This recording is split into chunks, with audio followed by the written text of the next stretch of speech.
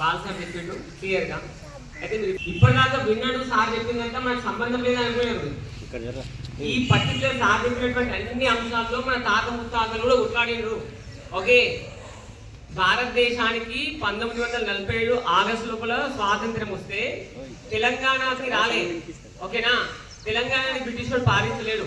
ఓకేనా, డైరెక్ట్ గా లేడు. కొంచెం సైనికం అంటే వాళ్ళ సైనికుల పరంగా కొంచెం రక్షణ పరంగా సైనికులు కొంతమంది తెలంగాణలో పెట్టింది. కానీ నిజాం స్వతంత్రంగానే ఉన్నాడు అనమాట, స్వతంత్ర రాజ్యం అనమాట. ఓకే, హైదరాబాద్ రాజ్యంగా ఉండే.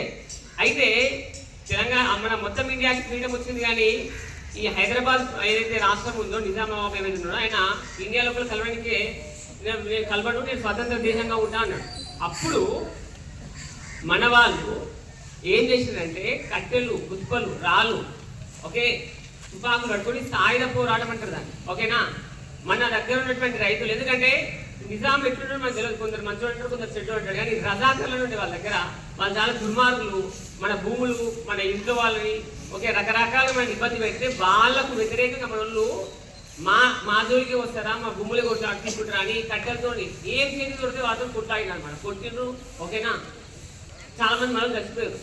అట్లా ఇబ్బంది పడుతున్నప్పుడు మన వాళ్ళు సాయుధ పోరాటం చేస్తుంటే అప్పుడు ఈ విషయం అప్పుడు ఏం చేసారు, మన సర్దార్ వల్లభాయ్ పటేల్ ఆపరేషన్ పోలో అని హైదరాబాద్ 4 దిక్కుల నుంచి వెళ్ళి 4 వైపుల నుంచి సైన్యాన్ని తీసుకొచ్చి మన హైదరాబాద్ ఏదైతే ఉందో దీన్ని ఇండియా లోపల మనము జాయిన్ అయినామన్నమాట.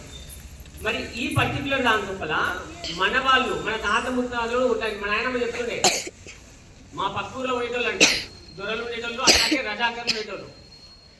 మా తాతలు పోయి రాళ్ళు కట్టెలు తీసుకుని పోయి కుట్టుడు కొట్టిరంట, కొట్టి ఊళ్ళకేసి తరిమేసిరంట. అందరు ఊళ్ళకేసి పారిపోతే వాళ్ళ ఇల్లు మొత్తం లూట్ చేసుకొచ్చారు. అంటే మనలోకి ఎట్లా పరిస్థితి అంటే తిండికినే తిండి లేదన్నట్టు. మనోళ్ళు చాలా బీద. మన తాత ముత్తాతలు ఏం తింటారు తినో తెలియదు అసలు. ఓకే, గట్కలు గిట్కలు తిని, రొట్టెలు తిని, ఇంత పొడికూరది మనోళ్ళు వాళ్ళేమో దర్జాగా బతికిందన్నమాట మనం దోచుకొని. మరి దానికి వ్యతిరేకంగా మనం చాలా కొట్లాడినారు. వాళ్ళని మొత్తం లూట్ చేసి ఇంట్లో ఉన్న వస్తువులన్నీ ఎత్తుకొచ్చినట్ట. మన ఆయన చాలా చెప్తుండే వీటి గురించి. ఓకే, సో అట్లా ఇది మన హిస్టరీ అనమాట. మీకు తెలంగాణ ఎమోషన్ లేకపోతే బాగుండదు అన్న. ఓకేనా, వీ షుడ్ హ్యావ్. అండ్ మన భారతదేశం అనేటువంటి ఎమోషన్ ఎంత ఉంటుందో మనకు, మన ఉనికి, మన తెలంగాణ ఓకేనా ఊరికే రాలేదు, చాలా ప్రకారంగా వచ్చింది. You should have that emotion. Okay, you should carry in you. Is it okay? పేర్లు రకరకాలు అంటారు. ఓకే, 1948 లోపల మన భారతదేశంలో కలిసింది కాబట్టి విలీన దినోత్సవం అని కొందమంటారు. అంటే భారతదేశంలో తెలంగాణ కలిసింది కాబట్టి విలీన దినోత్సవం అని కొందరంటారు. రజాకారం నుంచి విముక్తి కల్పిస్తుంది కాబట్టి విమోచన దినం అని కొందరంటారు.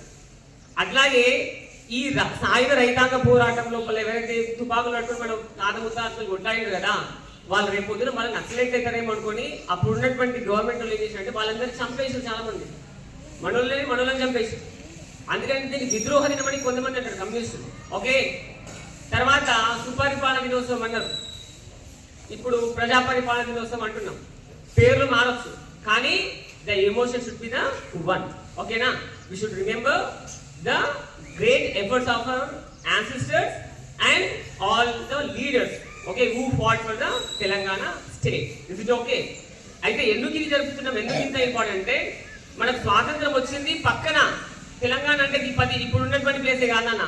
మహారాష్ట్రలో కొంచెం భాగం ఉంది, పక్కనే కర్ణాటకలో ఉంది.